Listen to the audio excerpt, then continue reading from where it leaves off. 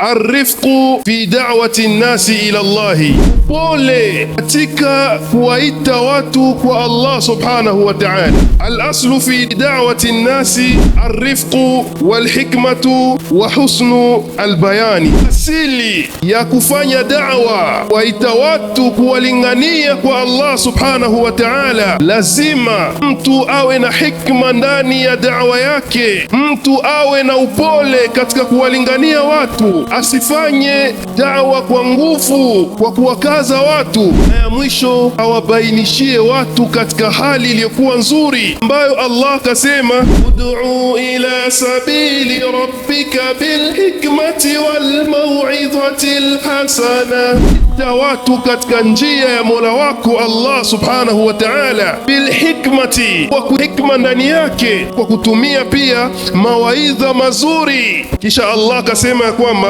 wajadilhum billati hiya ahsan, na ujadili na watu kwa kutumia yale yaliyokuwa mazuri. Da'wa hii kwanza tujue ya kwamba ndiyo njia ya manabii na mitume, rusulan mubashirina wa mundhirin, ni mitume ambao kazi yao kubwa kuwalingania watu katika kuwabashiria mambo mazuri ya Uislamu na kuwakataza, kuwaonya kutokana na mambo mabaya, na utumie maneno mazuri. Wanasema Waswahili ya kwamba maneno mazuri humtoa nyoka pangoni. Wama arsalnaka illa rahmatan lilalamin, wala hatukutuma Muhammadi isipokuwa ili uwe huruma kwa ulimwengu mzima. Kazi ya da'wa si kazi ya mashekhe peke yao, la hasha wakalla, ni kazi ya umma mzima. Qul hadhihi sabili ad'u ila Allahi ala basira, sema uambie watu wote ya kwamba hii ndiyo njia yangu mimi Muhammadi. Ni njia gani? Na walingania watu kwa hikma na kwa ilmu. Kazi hii siyo ya kwake peke yake, ni ya kila ambaye atakayenifata mimi. Sisi hatuko kama wale wasiokuwa Waislamu. Kama ni mchungaji mkubwa anakuambia kwamba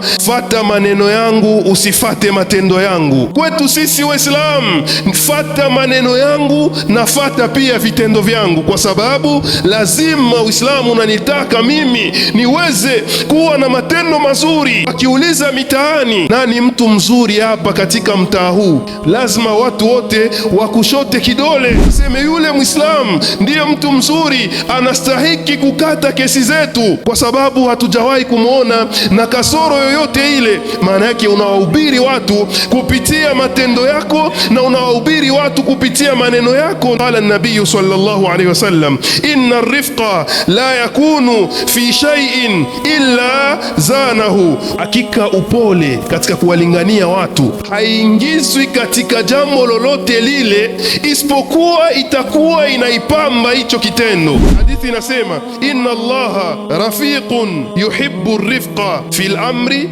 kullihi, hakika Allah subhanahu wa ta'ala ni mwenye kutumia upole, na pia na yeye anapenda upole katika mambo. Abu Sa'id anatuambia kwamba bainama kana Rasulullah sallallahu alaihi wasallam yuqassimu alghanaima, mtume alipokuwa akigabula ngawira fulani, jaa rajulun, akaja mtu mmoja baina ya watu tu, masahaba walikuwa pale wengi. Mtu yule akakuja anapasua swafu za watu, anakuja anawafunua watu mpaka anafika mbele ya Mtume Muhammad sallallahu alayhi wasallam. Kana yuqalu lahu Dhul Khuwaisira at-Tamimi, jamaa Dhul Khuwaisira anafika mbele ya Mtume, faqala ya Muhammad. Sikia kisa alivyomwita, akamwita ewe Muhammad, ila hata kutia ile neno ya heshima ya kusema ya Rasulallah, ewe mtume wa Allah.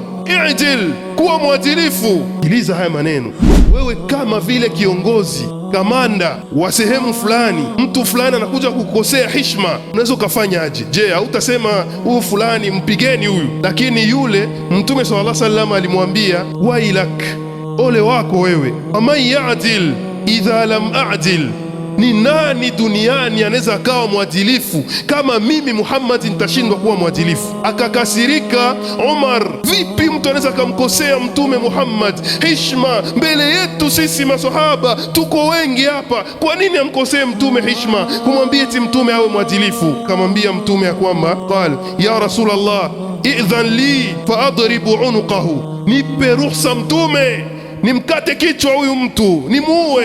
Qala an-nabii sallallahu alayhi wasallam. Je, Mtume alikubali? La, Mtume hajakubali. Alisema da'ahu, muache Umar, umwache ujamaa. Mtume anakaa na masahaba wake anawafundisha, akiwatolea mawaidha, darsa.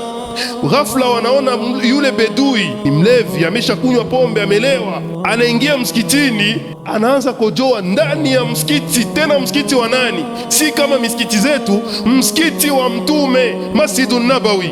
Maswahaba wengi walishtuka na kupata jazba, twende tukampige, twende tukamfanye kadha wa kadha. Wanataka kumsimamisha, wambebe juu kwa juu. Mtume sallallahu alaihi wasallam akawaambia da'ahu, muacheni. Ingelikuwa ni leo, ndugu zangu, si tungempiga yule mtu msikitini, asingetoka hiyo siku. Wewe unakuja kukojoa msikitini hivi kweli? Pigeni yule mtu, tungempiga. Lakini Mtume aliwakataza wasimguse, muacheni. Jambo la pili ilikuwa ni sisi tungemwambia yule ambaye kakojoa, wende uchukue maji uje umwange hapa ambapo umekojolea. Lakini Mtume hakufanya hivyo, bali aliwageukia ndo wale ambao hawakukojoa pale, ndo anawaambia kwamba wafanye nini? Waweze kukosha hiyo sehemu ambapo yule mlevi alikojolea. Ndugu zangu Islamu, kisha Mtume akamwambia yule jamaa, akamwambia, lakini ndugu yangu, fa innal masajida lam tubna lihadha, mbona misikiti hazijajengwa kwa ajili ya haya? Misikiti ni kwa ajili ya ibada, sio kwa ajili ya kukojoa, ndugu yangu. Mtume akawa anamlingania kwa upole kabisa, mpaka masahaba wote walikuwa wameshapandwa na jazba. Ikafikia mpaka yule jamaa, yule mlevi akasema hivi, Allahumma irhamni wa Muhammada, ewe Allah unirehemu mimi na Muhammadi peke yetu, wala tarham ba'dana ahada, wala baada yetu simrehemu wote ule. Hawa wengine wote hapa ni watu wa jazba, wataka kunipiga hawa, lakini Muhammad kanitetea mimi. Tuliposema hii dua tukaamini, kumbe jamaa, watu wanapenda kusema kama kuna Mkristo mmoja alikuja kukojoa msikitini. Hapana, yule aliyefanya hichi kitendo ni Muislamu, ndio anakuja kufanya kitendo kama na hicho ndani ya msikiti, na Mtume akumpiga, akumhamakia, wala akuamrisha maswahaba wamtupe nje. Mtume hajafanya hivyo. Mtume akamwambia, hapana, usijalie huruma ya Allah kuwa dhayiqa, kuwa ni yenye kubana finyo. Inna rahmatallahi wasi'a, hakika huruma wa Allah ni pana. Hata hao ambao walitaka kupiga, waombe huruma kwa Allah. Hakika dini yetu ya Uislamu inatutaka tuwalinganie watu kwa huruma, tuwalinganie watu kwa mapenzi, tuwalinganie watu kwa adabu na heshima. Leo mtu anadhani ya kwamba katika kuwalingania watu ili aonekane kama yeye ni mlinganizi mzuri, ni mpaka atumie maneno mabovu machafu kabisa dhidi ya watu wanaofanya madhambi kama anavyodhani yeye. Yeye ameshajijalia kwamba yeye ni mtakatifu, hana makosa yoyote. Hiyo yakhe, kullu ibn adam khata, kila mwanadamu ni mfanya makosa. Gisi unavyowafanyia wengine, je, wewe unaweza ukafurahia wakufanyia hivyo? Na wewe umefanya madhambi, waje wakutangaze msikitini, mimbarini, yule mtu fulani ni mudhillu, ni mpotevu, hafai wala nini wala nini. Hakuna mtu anapenda hivyo. Yaani, nini imekushinda usimfate yule mtu kwa infiradi? Zungumza naye, umlinganie, umwambie, ndugu yangu, mbona unafanya kitu fulani na kitu fulani, na sio kwenda kumtangaza mbele ya watu ili kumwaibisha. Kuna mwingine wala hana hata nia ya kumlingania mtu, yeye nia yake ni aonekane yeye peke yake ndo kabaki kama mtu mzuri katika jamii. Watu wote, ule fulani kwanza, ule dhambi yake kubwa ni tariku swala, hasalaki.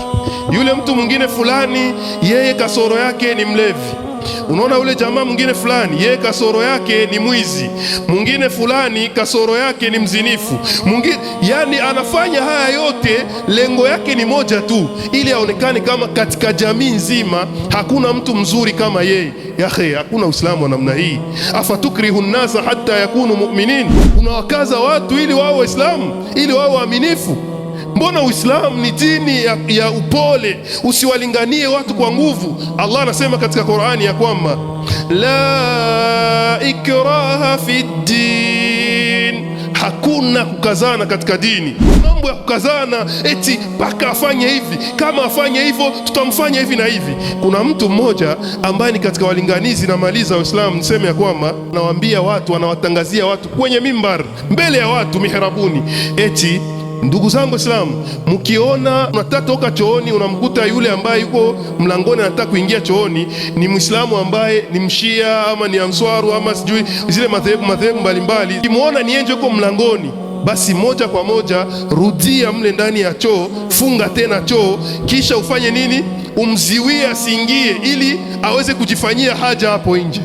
Ndugu zangu Islamu, wallahi haya maneno kuna watu walicheka, lakini ni maneno ya huzuni kabisa. Wapi Mtume Muhammad sallallahu alaihi wasallam kawalingania watu kwa hali hiyo? Hakuna hivyo. Mtume alikuwa ni mpole kwa watu, mpaka kwa wasiokuwa Waislamu, mpaka kwa wale Waislamu wanaomuasi Allah. Mtume alikuwa mpole kwao. Wama arsalnaka illa rahmatan lilalamin, wala hatukutuma Muhammadi isipokuwa ili uwe huruma kwa watu wote.